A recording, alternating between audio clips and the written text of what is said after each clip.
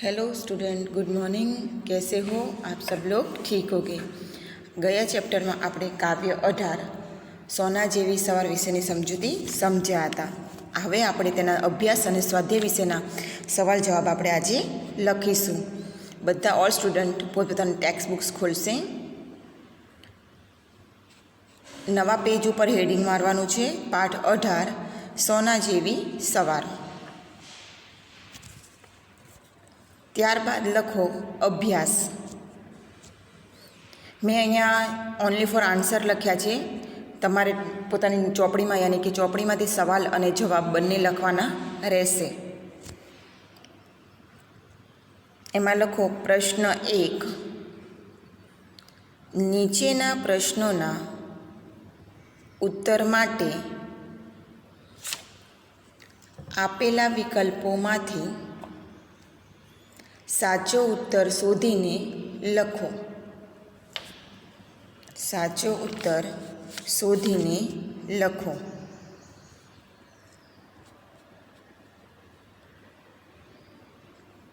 એમાં પહેલો સવાલ છે, આ કાવ્યમાં પનઘટનો અર્થ. સવાલ છે. ત્યારબાદ તેનો જવાબ લખો કૂવો. કૂવો પનઘટ યાની કે કૂવો થાય.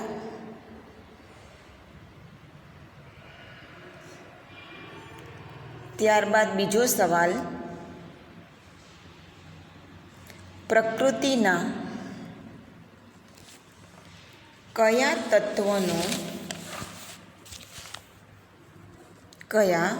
તત્વનો અહીં આ કાવ્યમાં ઉલ્લેખ નથી. આ કાવ્યમાં ઉલ્લેખ નથી. યાની ઉલ્લેખ એટલે કે એની જાણકારી, એની ચર્ચા કરવામાં આ કાવ્યમાં આવી નથી. એમ પણ કહી શકીએ આપણે.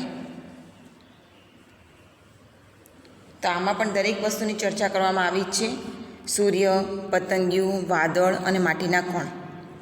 કારણ કે સોના જેવી સરે સૂર્ય ઉગે ત્યારે સોના જેવી સવાર થાય છે. તો આમાં લખી શકો છો કે સૂર્ય.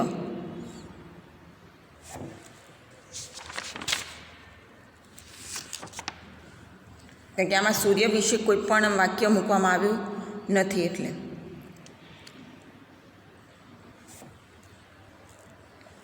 ત્યારબાદ ત્રીજો સવાલ લખો, સોના જેવી સવાર કાવ્યમાં કવિ શું વિશેષ કહેવા માગે છે? કવિ શું વિશેષ કહેવા માગે છે?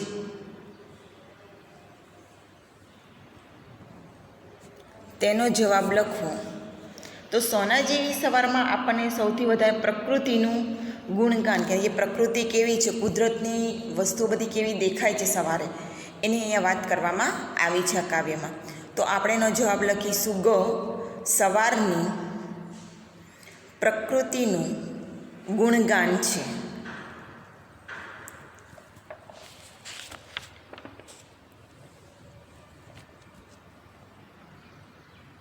હવે લખો પ્રશ્ન 2. દરેક પ્રશ્નોનો એક એક વાક્યમાં ઉત્તર આપો. દરેક પ્રશ્નના ઉત્તર એક એક વાક્યમાં આપો.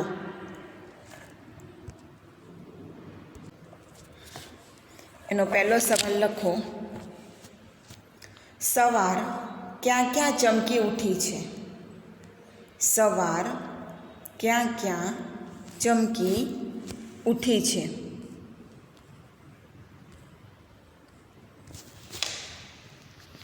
તો તેનો જવાબ લખો વૃક્ષોના કોમળ પાનની લાલ ટસર ઉપર તેમજ સરોવરમાં ઉગેલા કમળો ઉપર સવાર ચમકી ઉઠી છે.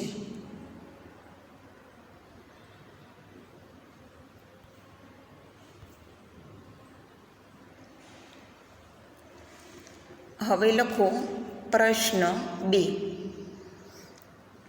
ઉપરની લીટીને ટચ કરીને લખજો ગુજરાતીમાં.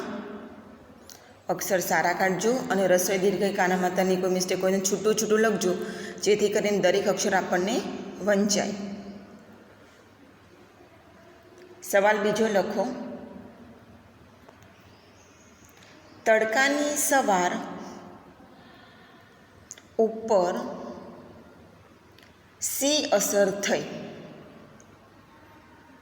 શી અસર થઈ? પાછળ પ્રશ્ન ચિહ્ન મૂકજો. દરેક સવાલમાં પાછળમાં પ્રશ્ન પતે એટલે પ્રશ્ન ચિહ્ન કરવો જરૂરી છે. તેનો જવાબ લખો. સોનેરી રંગનો તડકો પડવાથી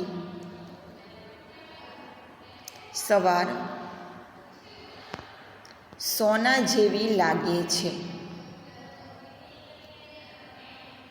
સવાર સોના જેવી લાગે છે.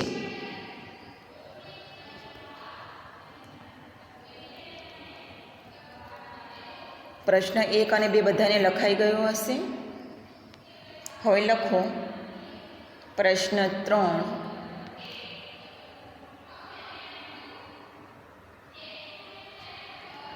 પ્રકૃતિના કયા કયા તત્વો સવારને વધાવે છે? સવારને વધાવવું એટલે સવારને પોતે જે આ સવાર સૂર્ય ઉગે છે તેનું આહવાન કરવું, યાની કે તેનું સ્વાગત કરવું. પ્રશ્ન ચિહ્ન. ફરીવાર સવાલ બોલું છું. પ્રકૃતિના કયા કયા તત્વો સવારને વધાવે છે? તેનો જવાબ લખો. પશુ, પંખી, વાદળ, સરોવર, મોરપીંછ, માટીના કણકણ, તડકો, પતંગિયા તેમજ ફૂલો વગેરે પ્રકૃતિના તત્વો સવારને વધાવે છે. ફરીવાર કોણ કોણ વધાવે, કોણ કોણ એમનું સ્વાગત કરે છે? તો પશુ, પંખી, વાદળ, સરોવર, મોરપીંછ, માટીના કણકણ, તડકો, પતંગિયા અને ફૂલો. આ બધી જ વસ્તુ પ્રકૃતિની જે કુદરતી વસ્તુ છે તે તત્વો બધા સવારને વધાવે છે.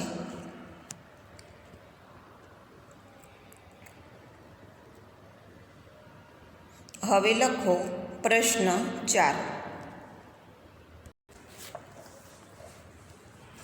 પ્રશ્ન 4 નો સવાલ લખો. સવાર કોના ટહુકી ચારે દિશાઓમાં રણકી ઉઠી છે? સવાર કોના ટહુકી ચારે દિશાઓમાં રણકી ઉઠી છે?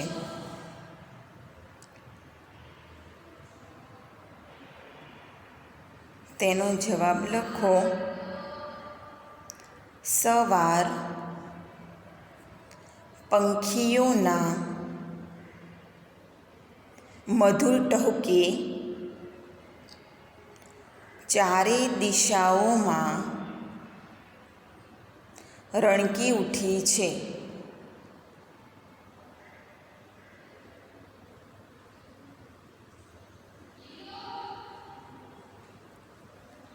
ઓકે, હવે લખો 5 નંબર સવાલનો.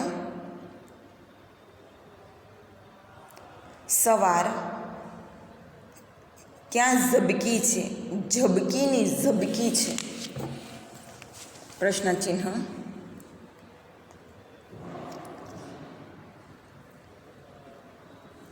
તો લખો પનઘટ પર પાણી ભરવા ગયેલી પનીહારીઓના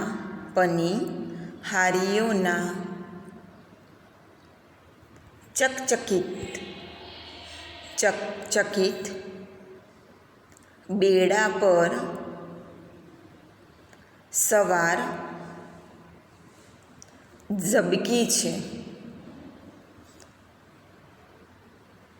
સવાર ઝબકી છે.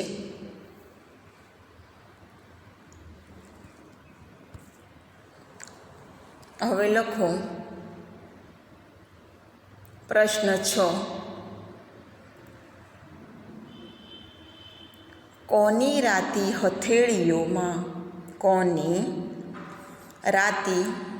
હથેળીઓમાં સવાર છલકી ઉઠી છે? પ્રશ્ન ચિહ્ન. તેનો જવાબ લખો બાળકોની રાતી હથેળીઓમાં સવાર ઝબકી ઉઠી છે.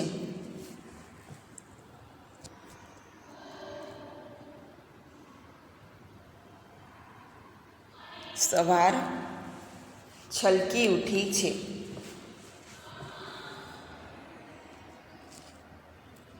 Very good. હવે તમે જો નીચે નોટ્સમાં જગ્યા હોય તો વચ્ચે હેડિંગ માઇનસ સ્વાધ્યાય લખો, અને અગર જગ્યા ના હોય તો ન્યૂ પેજથી હેડિંગ માઇનસ સ્ટાર્ટ કરી દેજો સ્વાધ્યાય. અને દરેક પેજે તારીખ અને વાર લખવાનું ન ભૂલતા, અને અક્ષર એકદમ રાઇટિંગ સારી કાઢજો. લખો સ્વાધ્યાય.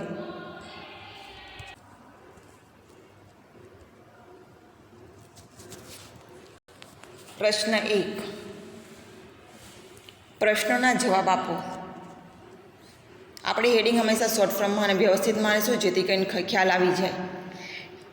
એક વાક્ય ના હોય તો લખી નાખો. દરેક પ્રશ્નોનો જવાબ એક વાક્યમાં ઉત્તર લખો, અને જો મોટા પ્રશ્નો હોય તો લખવાનું પ્રશ્નના ઉત્તર લખો.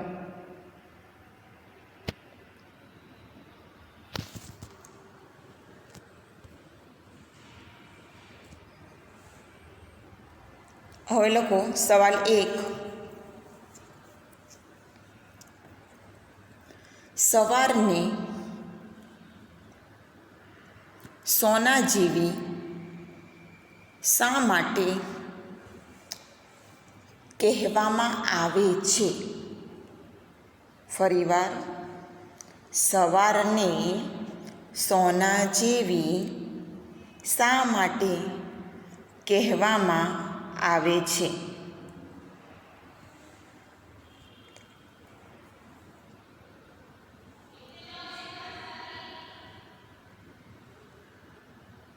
ચલો તેનો આન્સર લખો.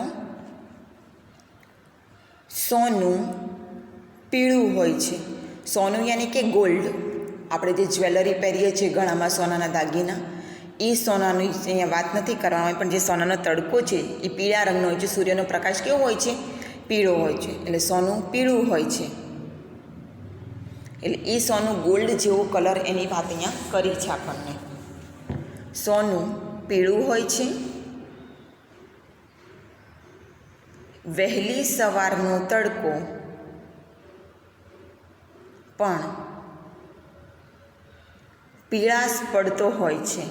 પીળાશ પડતો હોય છે. જેવો ગોલ્ડનો કલર છે એવો સૂર્યનો પ્રકાશ હોઈ શકે આપણે. અહીંયા એ વાત થઈ છે. આ તડકો સોનાની જેમ ચમકે છે. સોનાની જેમ ચમકે છે. આથી સવારને સોના જેવી સવાર કહી છે. સોના જેવી સવાર કહી છે.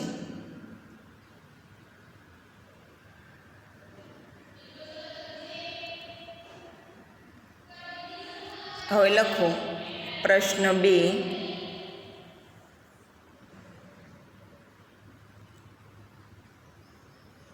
સવારની પ્રકૃતિના, નવો પ્રશ્ન છે, નીચે પ્રશ્ન 2નું હેડિંગ મારી છે પ્રમાણે સવાલ લખો. સવારની પ્રકૃતિના કયા કયા તત્વો પર સી અસર થઈ? સી અસર થઈ.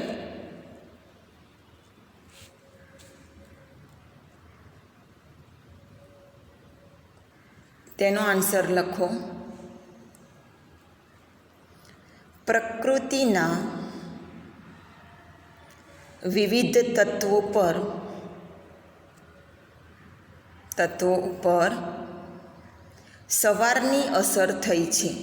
સવારની અસર થઈ છે યાની કે કઈ કઈ અસરો જોવા મળે છે આપણને, તેનો આ પ્રશ્નના જવાબમાં વાત કરવામાં આવી છે.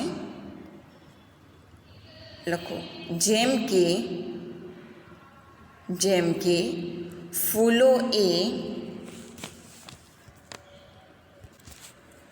ફૂલોએ તાજગી માણી.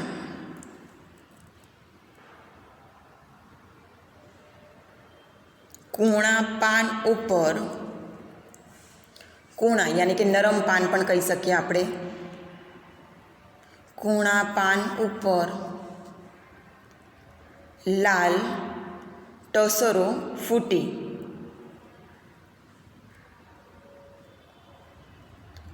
કમળના સરોવરમાં સવાર ચમકી. ઓલ સ્ટુડન્ટને મારી સાથે જ લખાતું હશે બધાને, અને ડોન્ટ મિસ્ટેક. પંખીના પીંછામાં ફરકી. પંખીના પીંછામાં ફરકી.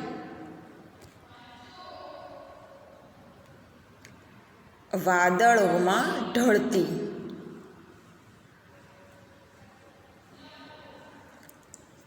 પતંગિયાની પાંખોમાં લડતી.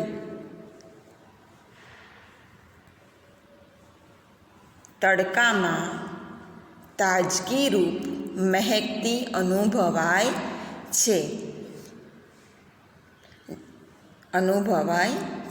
આ સવાલમાં એ વાત કરવામાં આવી છે કે તત્વો ઉપર શું શું અસર પડી છે. તો ફૂલોમાં તાજગી માણી, કૂણા પાન ઉપર લાલ ટસરો ફૂટી, કમળના સરોવરમાં સવાર ચમકી છે, પંખીના પીછામાં ફરકી, વાદળોમાં ઢળતી, પતંગિયાની પાંખોમાં લડતી, અને તડકામાં તાજગીરૂપ મહેકતી અનુભવાય છે. આ દરેક વસ્તુ સોના જેવી સવાર યાની કે જે સવારમાં પ્રકૃતિ છે તેની પર આની અસર પડવી છે.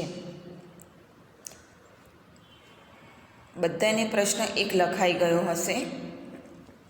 હવે તમે તમારી ટેક્સ્ટ ચોપડીમાં જુઓ કે પ્રશ્ન 2 આપ્યો છે, સૂચના મુજબ કરો.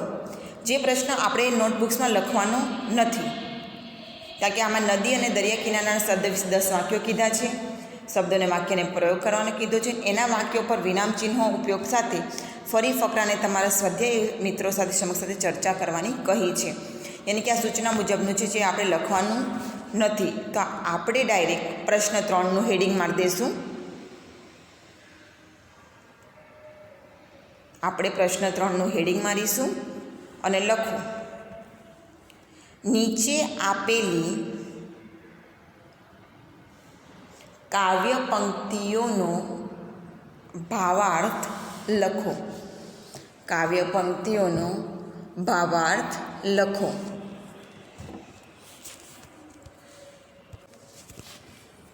એમાં પહેલો લખો કવિતાનું પહેલું જ છે. સવાલ તમારી ચોપડીમાં છે, જોઈ લેજો.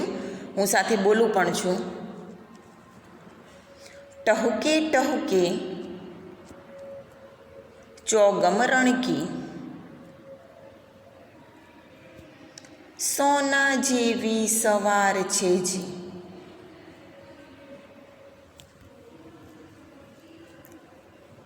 પ્રશ્ન એકનો સવાલ છે, ટહુકે ટહુકે ચોગમ રણકી, સોના જેવી સવાર છે જી. તો તેનો આન્સર લખો. સોના જેવી સવાર પંખીઓના મધુર ટહુકાઓથી ચારે બાજુ રણકી રહી છે. ચારે બાજુ રણકી રહી છે.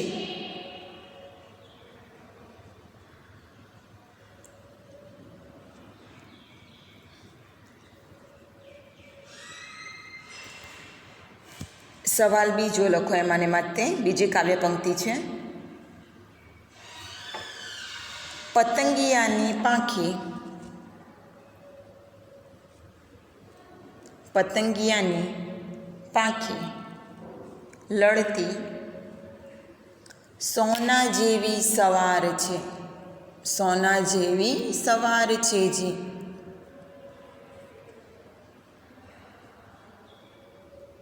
તેનો આન્સર લખો.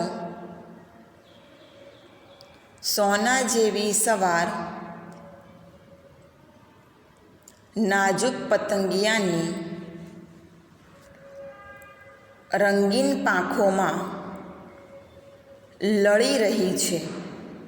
પાંખોમાં લળી રહી છે.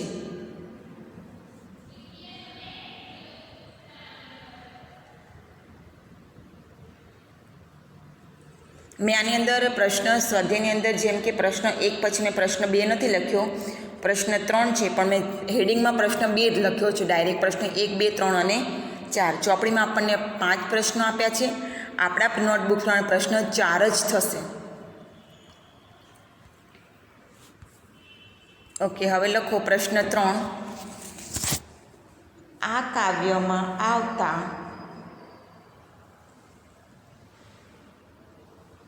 સરખા ઉચ્ચારવાળા શબ્દોની જોડી શોધીને લખો. યાની કે આપણા કાવ્યમાંથી શબ્દની જોડી શોધવાની છે જે સરખી દેખાતી હોય, એમ કે સમાન હોય, એમ કે ઉચ્ચાર સમાન થવો જોઈએ એનો. તો એ આ પ્રમાણે રહેશે. એમાં પહેલું લખો ટમકી. તેનો અર્થ થશે રણકી. ત્યારબાદ લખો ગહેકી. ગહેકી. તો તેનો અર્થ થશે મહેકી. ત્યારબાદ ઉગી. ઉગી એમ સૂર્ય ઉગી ને એને કહેવાય ઉગી. તો તેનો બીજો આન્સર થશે પૂગી.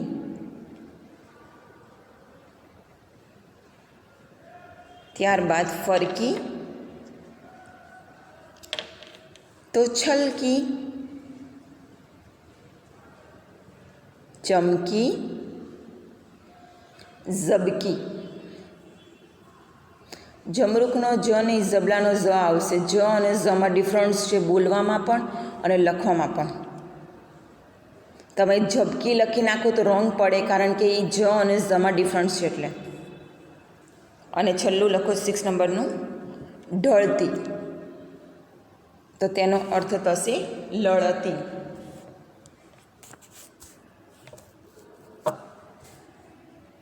આ સમાન ઉચ્ચારવાળા શબ્દની જોડ બનાવી છે આપણે. આના જેવી આપણે કવિતામાં જેટલી છે આપણે એ પ્રમાણે બનાવી છે.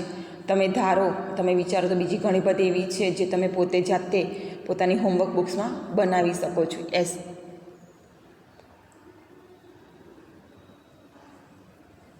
ઓલ સ્ટુડન્ટને પ્રશ્ન 3 લખાઈ ગયો હશે. હવે આપણે લખીશું પ્રશ્ન 4.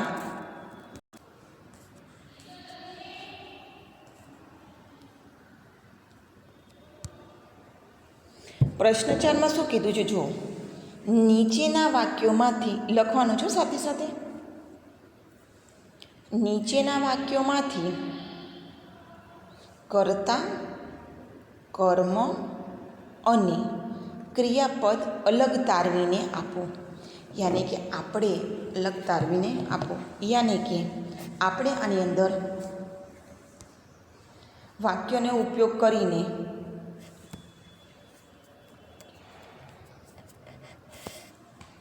વાક્યોમાંથી કર્તા, કર્મ અને ક્રિયાપદ એ ત્રણે ત્રણ વસ્તુ આપણે એને અલગ તારવીને લખવાની છે.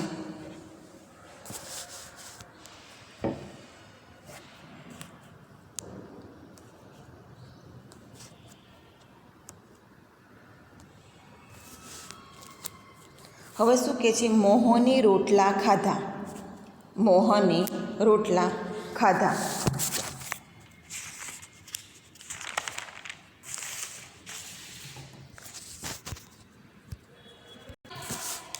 તો શું કહે છે, મોહન. મોહન શું છે, એ કર્તા છે, યાની કે જે કાર્ય કરતા છે, એટલે જે વ્યક્તિ નામ છે એને આપણે કર્તા કહી શકીએ. તો આપણે એની અંદર ક લખી દઈએ, યાની કે ક થાય, યાની કે કર્તા. ત્યારબાદ કર્મ. કર્મ શું છે આપણું, રોટલા ખાધાનું છે, કે રોટલા આપણે ખાધા છે. તો એ આપણું શું થયું, રોટલા ખાધા છે, યાની કે રોટલા ખાધા. ખાધા એ શું છે, આપણી ક્રિયા કરી. ક્રિયા કઈ કરી આપણે, ક્રિયા કઈ કરી આપણે, ખાવાની કરી છે. અને કર્મ શું કર્યું આપણે, રોટલાનું કર્મ કર્યું, યાની કે આને આપણે કહી શકીએ કર્મ એમ. તો આપણે આની જગ્યાએ શકીએ કે મોહને રોટલા ખાધા, યાની કે મોહન એ કરતા છે, રોટલા એ આપણો કર્મ છે, અને ક્રિયાપદ કર્યું એ આપણે ખાવાની ક્રિયા કરી છે. નૈના, બીજો લખો, નૈનાએ પાઠ વાંચ્યો. નૈનાએ પાઠ વાંચ્યો. તો નૈનાબેન, આપણે કોઈ પણ વ્યક્તિનું નામ આવે એ આપણો કર્તા છે, એ હંમેશા યાદ રાખવું. ક્રિયાપદ કરવી એટલે આપણે કોઈ પણ ક્રિયા કરીએ છીએ એ આપણે એને કરી શકીએ, જેમ કે વાંચવું, લખવું, બોલવું, ગમે તે. તો આમાં પણ એ જ છે કે નૈનાએ પાઠ વાંચ્યો. તો નૈના એ આપણી કર્તા છે, પાઠ એ આપણો કર્મ છે, અને ક્રિયાપદ એ આપણું વાંચ્યું. વાંચવું એ આપણી ક્રિયા કરીએ છીએ. આપણે કહીએ છીએ ને કે હું વાંચવાની ક્રિયા કરી રહ્યો છું, હું રસોઈ બનાવવાની ક્રિયા, તો રસોઈ કરવી એટલે બનાવવું છે એ આપણી ક્રિયા થઈ.